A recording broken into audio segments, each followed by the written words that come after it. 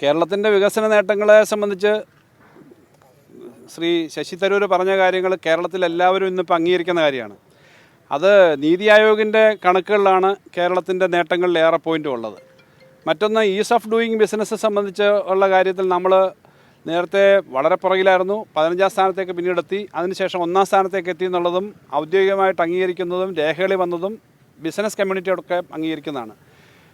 ഈ ഏറ്റവും പ്രധാനം സ്റ്റാർട്ടപ്പിൻ്റെ ഒരു എക്കോസിസ്റ്റമാണ്. സ്റ്റാർട്ടപ്പിൻ്റെ കാര്യത്തിനകത്ത് കേരളത്തിനകത്ത് മാത്രമല്ല, ഇന്ത്യയിൽ മാത്രമല്ല, ഈവൻ ഇൻ്റർനാഷണൽ സമ്മേളനങ്ങളിൽ നമുക്ക് ഏറ്റവും പ്രധാനപ്പെട്ട സ്ഥാനങ്ങൾ കിട്ടിയിട്ടുണ്ട്. ഇന്ത്യയിലെ ഏറ്റവും മെച്ചപ്പെട്ട സ്റ്റാർട്ടപ്പ് എക്കോസിസ്റ്റമാണെന്നുള്ള അംഗീകാരം വരുന്നുണ്ട്.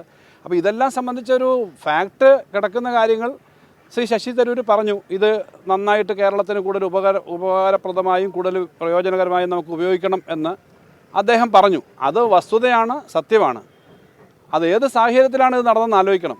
കേരളത്തിലൊരു വ്യവസായവും നടത്താൻ പറ്റില്ല, ഒരു ബിസിനസ് നടത്താൻ പറ്റില്ല എന്ന പ്രചരണം നടക്കുന്നൊരു കാലത്ത് കേരളത്തിൽ എല്ലായിടത്തും നന്നായി ചെയ്യാൻ പറ്റും. പ്രത്യേകിച്ചും പുതിയ തലമുറയിലെ വ്യവസായങ്ങൾ, അത് എല്ലാം കൺവെൻഷണലായിട്ടുള്ള വ്യവസായങ്ങൾ മാത്രമല്ല. ഇപ്പോൾ സ്റ്റാർട്ടപ്പിനകത്ത് വരുന്നത് പലതരത്തിലുള്ള ആശയങ്ങളാണ്. അതെല്ലാം നന്നായി വരുന്നു, പുതിയ വ്യവസായങ്ങൾ വരുന്നു. ഇതൊക്കെ നടക്കുന്നതിന് തടസ്സമുണ്ടാക്കുന്ന തരത്തിലേക്ക് കേരളത്തിന് കിട്ടേണ്ട സാമ്പത്തിക മേഖലയിലുള്ള എല്ലാ പണവും തടഞ്ഞു വെക്കുന്നൊരു ഘട്ടത്തിൽ അതിനെയും കൂടി മറികടന്നുകൊണ്ടാണ് ഈ കാര്യങ്ങൾ ചെയ്തത്. അപ്പോൾ സാമ്പത്തിക ഉപരോധം, ഏറ്റവും ഒടുവിൽ വയനാടിൻ്റെ കാര്യം ഉൾപ്പെടെ നിങ്ങൾക്കറിയാം.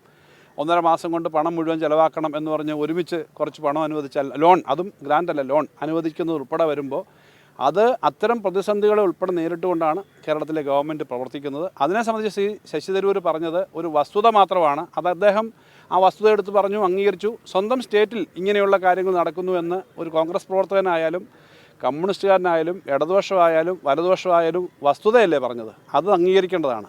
അവിടെയാണ് കോൺഗ്രസ് നേതൃത്വം എടുത്ത സമീപനം.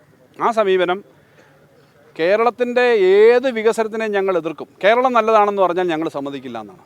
കേരളം നല്ലതാണെന്ന് പറഞ്ഞാൽ ഞങ്ങൾ എതിർക്കും എന്ന് പറയുന്നതാണ് കേരളത്തിലെ കോൺഗ്രസിൻ്റെയും പ്രതിപക്ഷത്തിൻ്റെയും നിലപാട്. അത് അവരുടെ ഏറ്റവും പ്രധാനപ്പെട്ട നേതാക്കന്മാരൊക്കെ പറഞ്ഞു കഴിഞ്ഞു. അങ്ങനെ കേരളത്തിൻ്റെ മുന്നിൽ, ജനങ്ങളുടെ മുമ്പിൽ അത് അവരിപ്പോൾ പൂർണ്ണമായും തുറന്നു കാട്ടപ്പെട്ടിരിക്കുകയാണ്. ആ സമീപനം അവരെ ഒറ്റപ്പെടുത്തുകയുള്ളൂ. കോൺഗ്രസിൻ്റെ അഖിലേന്ത്യാ നേതൃത്വമെങ്കിലും ഇക്കാര്യത്തിൽ തെറ്റായ രീതിയിൽ നിന്നും സംസ്ഥാന നേതൃത്വത്തെ മാറ്റാൻ ഇടപെടണമെന്നാണ് എനിക്ക് അഭ്യർത്ഥിക്കാനുള്ളത്. കാരണം ഡൽഹി തെരഞ്ഞെടുപ്പിൻ്റെ സമയത്ത് അവർ ചെയ്ത പ്രവർത്തനം നമുക്കറിയാമല്ലോ.